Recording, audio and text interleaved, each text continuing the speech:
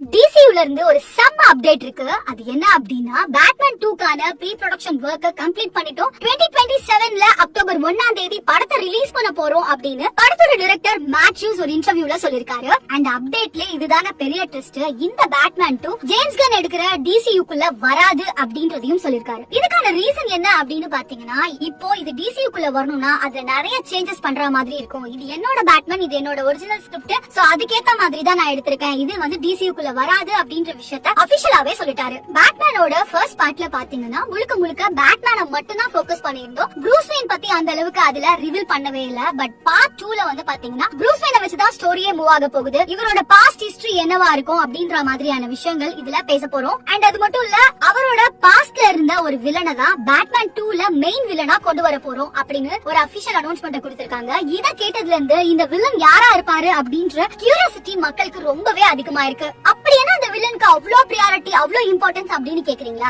இது வரைக்கும் நிறைய பேட்மேன் ஸ்டோரிஸ் ரிலீஸ் ஆயிருக்கு. அதுலதான் இல்லாத ஒரு வில்லனை நாங்க இந்த படத்துக்கு சூஸ் பண்ணிருக்கோம் அப்படின்னு அவங்க சொன்ன இந்த விஷயம் தான் பயங்கரமான ஒரு கியூரியாசிட்டியை கிரியேட் பண்ணிருக்கு. சோ அந்த வில்லன் யாரா இருப்பாரு அப்படின்றதுல உங்களை மாதிரி எங்களுக்கும் பயங்கர எக்ஸைட்மெண்ட் இருக்கு. ஆனா இவங்க இருந்தா நல்லா இருக்கும், அவங்க இருந்தா நல்லா இருக்கும், இது டிசில வராதுன்னு வர சொல்லிட்டாங்க அப்படின்னு ஏகப்பட்ட விஷயங்கள் உங்க மைண்ட்குள்ள ஓடிட்டு இருந்துச்சுன்னா உங்களுக்கு என்ன தோணுதோ அதை மறக்காம கமெண்ட்ல சொல்லுங்க.